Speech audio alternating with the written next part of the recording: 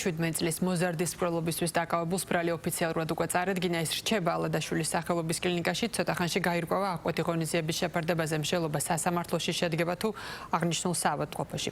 ხატია ჯამალაშვილი გვერდება ამ თემით ახლა მოამბის ღია ეთერში. ხატია გისმენთ.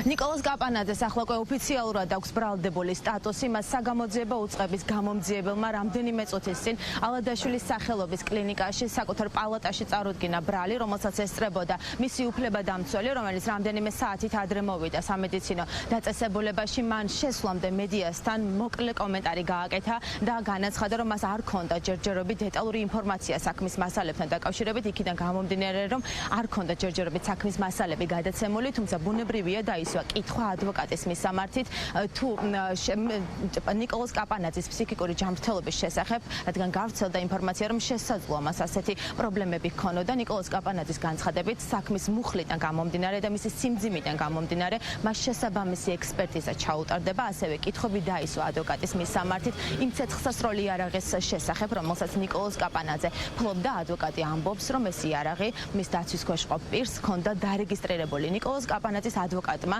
და ასევე გამომძიებელმა სულ რამდენიმე წუთის წინ დატოვეს სამედიცინო დაწესებულება.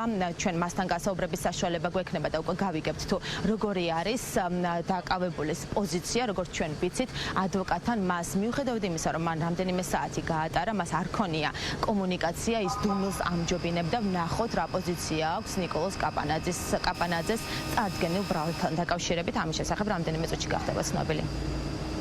ჯერჯერობით ბრალდებულის პოზიციები არ ვიცი, საქმის მასალებს არ გავცნობი ვარ, შესაბამისად ბრალის დადგენილებაში ან ბრალის დადგენილებას გამოტანილი არის თუ არა, ესეც არ ვიცი და რა ბრალი ექნება წარდგენილი, ეგეც არ ვიცი. სისხლის სამართლის საქმიდან გამომდინარე, როგორც პრაქტიკა გვაჩვენებს და როგორც თვითონ საქმის სიმძიმე გვაჩვენებს, ყველა შემთხვევაში ინიშნება ფსიქიატრული ექსპერტიზა. ეს მე მოვითხოვ თუ არ მოვითხოვ ამას.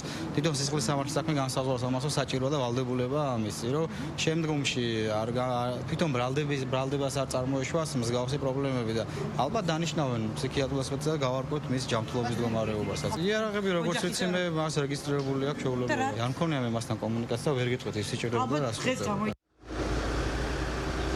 საგამოძიებო უწყების მიერ გავრცელებული ინფორმაციიდან ირკვევა, რომ შანიძის ქუჩაზე 22 ივლისს 21 საათსა და 35 წუთზე ღია სივრცეში ნიკოლოზ კაპანაძეს მოუვიდა შელაპარაკება 4 ახალგაზრდასთან, რა დროსაც 4 ახალგაზრდამ დატოვა ტერიტორია ავტომობილით. ამ დროს ნიკოლოზ კაპანაძე მათ უკანონოდ მარკს საწინააღმდეგოდ მით საკუთრებაში მყოფი ცეცხლსასროლი იარაღით მათ ცეცხლი გაუხსნა და ესროლა რამდენჯერმე.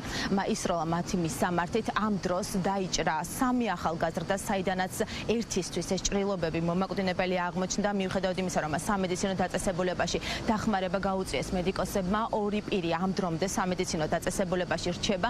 ასევე ნიკოლოზ კაპანაძის მიერ ნასროლი ტყვია მოხდა გამლელ ქალბატონს, რომელსაც ასევე სამედიცინო დახმარება ჩაუტარდა. მას შემდეგ, რაც სამართალდამცველების საგამოძიებო მოქმედებების ჩასატარებლად მივიდნენ ნიკოლოზ კაპანაძის სახლში, მან ასევე წინააღმდეგობა გაუწია 2 ცეცხლსასროლი იარაღით სამართალდამცველებს და შეეცადა, რომ თავი დაეხსნა, თუმცა სამართალდამცველებმა შეძლეს მისი განეიტრალება. ამ დროს ნიკოლოზ კაპანაძემ ხელის არეში, თითების არეში მიიღო დაზიანება, მას თითის ამპუტაცია ჩაუტარდა. სულ რამდენიმე წუთში უნდა გაირკვეს, თუ სად ჩატარდება აღკვეთი ღონისძიების შესახებ მსჯელობა, სად იმსჯელებს მოსამართლე. შესაძლოა იყოს ალადაშვილის სახელობის კლინიკა, ასევე შესაძლოა იყოს სასამართლო დაწესებულება. იქიდან გამომდინარე, რომ ამ დრომდე ნიკოლოზ კაპანაძე რჩება სამედიცინო დაწესებულებაში. ეს საკითხი ჯერჯერობით ღია არის, სწორედ ადვოკატმა უნდა მოფინოს ნათელი ამ საკითხს. იმ შემთხვევაში, თუ ნიკოლოზ კაპანაძეს წარდგენილი ბრალი დაუმტკიცდება, მას 20 წლამდე ან უვადოდ თავისუფლების აკოთა ემუქრება.